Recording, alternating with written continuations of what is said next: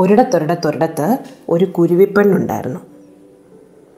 രാജാവിൻ്റെ കൊട്ടാരത്തിൻ്റെ മുറ്റത്തുള്ള ഒരു പൂന്തോട്ടത്തിലെ ഒരു വലിയ മരത്തിലായിരുന്നു താമസിച്ചിരുന്നത്.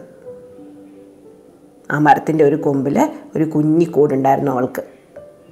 ആ കൂട്ടിൽ അവളിങ്ങനെ സന്തോഷമായിട്ട് താമസിച്ച് വരികയായിരുന്നു. പക്ഷേ അവൾക്കൊരിത്തിരി അഹങ്കാരമുണ്ടായിരുന്നു. എന്താ അഹങ്കാരമെന്നറിയാമോ? രാജ്യം ഭരിക്കുന്ന രാജാവിൻ്റെ കൊട്ടാരത്തിൻ്റെ വാതിൽക്കലത്തെ കിളിയല്ലേ അവൾ. അപ്പോൾ കിളികളുടെയൊക്കെ രാജ്ഞി അവൾ അന്നായിരുന്നു അവളുടെ ഭാവം. ഒരു ദിവസം രാജകൊട്ടാരത്തിലെ ആരുടെയോ കയ്യിൽ നിന്ന് ഒരു സ്വർണ്ണ നാണയം മുറ്റത്ത് വീണുപോയി. കിളി അത് കൊത്തിയെടുത്ത് അവളുടെ കൂട്ടിൽ കൊണ്ടുവച്ചു. അവളുടെ കുഞ്ഞിക്കൂടല്ലേ, കുഞ്ഞിക്കൂടിനകത്ത് ഒരു സ്വർണ്ണ നാണയം വെച്ചപ്പോഴത്തേക്ക് കൂടങ്ങ് നിറഞ്ഞു. അവൾ വിചാരിച്ചു, ഇത്ര വലിയൊരു കൊട്ടാരമല്ലേ രാജാവിനുള്ളത്, അതിനകത്ത് പോലും നിറയെ സ്വർണ്ണമില്ലേ, ഏതോ ഒരു മുറിയിലും പെട്ടിയിലും ഒക്കെ ഉള്ളു സ്വർണം. എൻ്റെ വീട് നോക്ക്, എൻ്റെ വീടിനകത്ത് നിറയെ സ്വർണ്ണമായി, ഞാൻ ആരാ എന്നൊക്കെ വിചാരിച്ചിട്ട് അവളൊരു പാട്ടങ്ങോട്ട് പാടി. എന്ത് പാട്ടാണെന്നറിയാമോ? കൊട്ടാരക്കെട്ടിലെ സ്വർണമെല്ലാം ഇന്നി കുരുവിക്ക് സ്വന്തമാണേ, എന്നോളം പൊന്നുണ്ടോ രാജാവിന്, എന്നോളം പൊന്നുണ്ടോ രാജാവിന്. വെറുതെ പാടുമൊന്നുമല്ല, രാജാവ് എവിടെ ഇരുന്നോ അവിടെ എല്ലാം ചെന്ന് പാടും. എന്നോളം പൊന്നുണ്ടോ രാജാവിന്, എന്നോളം പൊന്നുണ്ടോ രാജാവിന്. രാജാവിന് ദേഷ്യം വന്നത് കേട്ട് കേട്ട് രാജാവ് അങ്ങ് മടുത്തു. രാജാവ് കഴിക്കാൻ പോയാൽ ഊണുമുറിയുടെ ജനലിനടുത്ത് പോയിരുന്ന് കിളി പാടും. രാജാവ് ഉറങ്ങാൻ തുടങ്ങിയാൽ കിടപ്പുമുറിയുടെ ജനലിനടുത്ത് പോയിരുന്ന് കിളി പാടും. എവിടെ ഇരുന്നാലും കിളി അവിടെ എല്ലാം ചെന്നിരുന്ന് പാടും. എന്നോളം പൊന്നുണ്ടോ രാജാവിന്, എന്നോളം പൊന്നുണ്ടോ രാജാവിന്. രാജാവിന് സാഹി കിട്ടും. രാജാവ് ഭടന്മാരെ വിളിച്ചു പറഞ്ഞു, എന്തൊരു അഹങ്കാരിയാ കിളി, നിങ്ങളൊരു കാര്യം ചെയ്യ്, നമ്മുടെ കൊട്ടാരത്തിൽ നിന്ന് വീണുപോയ സ്വർണ്ണമല്ലേ, അത് നമ്മുടെ കൊട്ടാരത്തിലേക്ക് തന്നെ എടുത്തുകൊണ്ട് വാ എന്ന് പറഞ്ഞു. ഭടന്മാർ ചെന്ന് മരത്തെ കയറി ആ സ്വർണം എടുത്ത് കൊട്ടാരത്തിനകത്ത് കൊണ്ടുവന്ന് വെച്ചു. കിളി കരച്ചിലോട് കരച്ചിൽ.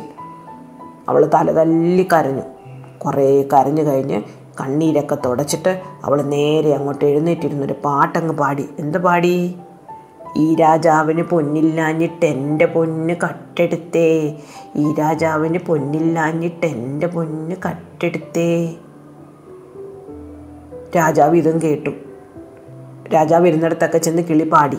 അവിടെ മാത്രമല്ല, അവൾ റോഡിൽ പോയിരുന്ന പാടി, ചന്തയിൽ പോയിരുന്ന പാടി, ആൾക്കാർ കൂടുന്നിടത്ത് എല്ലായിടത്തും ചെന്നിരുന്ന് അവൾ ഈ പാട്ട് പാടി. ഈ രാജാവിന് പൊന്നില്ലാഞ്ഞിട്ട് എൻ്റെ പൊന്ന് കട്ടെടുത്തേ.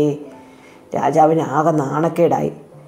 രാജാവ് അപ്പോൾ ഭടന്മാരെ വിളിച്ചു പറഞ്ഞ്, ശല്യമായല്ലോ ഈ കിളിയുടെ കാര്യം, ഒരു കാര്യം ചെയ്യ്, ഈ സ്വർണ്ണം അങ്ങ് തിരിച്ചു കൊണ്ടുവച്ചേരെ, അവിടെ ചിലപ്പ് തീരട്ടെ. ഭടന്മാർ ആ സ്വർണ്ണം എടുത്തുകൊണ്ട് പോയി അവളുടെ കൂടിനകത്ത് പിന്നെയും വെച്ചു. കിളിക്ക് സന്തോഷമായി. അവൾ പാടാൻ തുടങ്ങി. അവൾ എന്ത് പാടി? പേടിത്തൊണ്ടൻ രാജാവിൻ്റെ സ്വർണം ഇന്ന് തിരിച്ചു തന്നേ, പേടിത്തൊണ്ടൻ രാജാവിൻ്റെ സ്വർണം ഇന്ന് തിരിച്ചു തന്നേ. രാജാവിന് ദേഷ്യം വന്നു. ഇതുവരെയൊക്കെ സഹിച്ചു, ഇനി ഇവളെ കൊണ്ട് ഒരു രക്ഷയുമില്ല, ഇവക്കൊരു ശിക്ഷ കൊടുത്തിട്ട് തന്നെ ബാക്കി കാര്യമെന്ന് രാജാവ് വിചാരിച്ചു. രാജാവ് ദേഷ്യപ്പെട്ട് പറഞ്ഞു, ആ കുരുവിയെ ഇപ്പം തന്നെ പിടിക്കണം. ആ കുരുവിയെ പിടിച്ചുകൊണ്ട് വന്നിട്ട് അവളെ കൊന്ന് എണ്ണയിലിട്ട് വറുത്ത് ഇന്ന് ഞാൻ വൈകിട്ട് ഉണ്ണുമ്പോൾ എനിക്ക് കറിയായിട്ട് അവളെ വറുത്ത് തരണമെന്ന് പറഞ്ഞു. ഭടന്മാരപ്പോഴേ ചെന്ന് കുരുവിയെ പിടിച്ചു. കുരുവിയെ പിടിച്ചിട്ട് അവളെ കൊണ്ടുവന്ന് പാചകക്കാരൻ്റെ കൊടുത്തു. പാചകക്കാരൻ്റെ കൊടുത്തിട്ട് പറഞ്ഞു, ദാ ഇപ്പം തന്നെ ഇവളെ പൊരിച്ച് രാജാവിന് കൊടുത്തേക്കണമെന്ന് പറഞ്ഞു. ഭടന്മാർ പോയി കഴിഞ്ഞപ്പോൾ പാചകക്കാരന് ഈ കിളിയെ നോക്കിയപ്പോൾ പാചകക്കാരനങ്ങ് സങ്കടം വന്നു. ഒരു സുന്ദരി കിളി, ഇവളെ എങ്ങനെ കൊല്ലും? പാചകക്കാരൻ എന്ത് ചെയ്യുന്നറിയാമോ? അവളെ അങ്ങ് പറത്തി വിട്ടു. അവളോട് പറഞ്ഞു, നീ ഇവിടെ അങ്ങ് നിൽക്കല്ലേ, നീ അങ്ങ് പൊക്കോ എന്ന് പറഞ്ഞിട്ട് ഒരു തവളയെ പിടിച്ച് പൊരിച്ച് രാജാവിന് കൊടുത്തു. രാജാവ് വൈകിട്ട് ഊണ് കഴിച്ചപ്പോൾ എന്ത് കൂട്ടി തിന്നു? തവളയുടെ ഇറച്ചി വറുത്ത് ചോറ് തിന്നു. നല്ല രുചിയായിരുന്നു. അപ്പോൾ രാജാവ് പറഞ്ഞു, ഈ കിളിയുടെ ഇറച്ചിക്ക് എന്ത് രുചിയാ. പിറ്റേന്ന് രാവിലെ രാജാവ് എഴുന്നേറ്റ് ഉറക്കമൊക്കെ ഉണർന്ന് ജനലങ്ങോട്ട് തുറന്നപ്പം ദാ ഇരിക്കുന്നു കിളി. കിളി ചുമ്മാ ഇരിക്കുമൊന്നുമല്ല, ഒരു പാട്ട്. കേട്ടില്ലേ കേട്ടില്ലേ നാട്ടുകാരെ, നമ്മുടെ രാജാവ് തവളെത്തീനി, കേട്ടില്ലേ കേട്ടില്ലേ നാട്ടുകാരെ, നമ്മുടെ രാജാവ് തവളെത്തീനി. രാജാവ് വിചാരിച്ചെന്ത്, ഞാൻ തവളെ തിന്നുന്നു, അപ്പം ഞാൻ കിളിയല്ലേ തിന്നത്.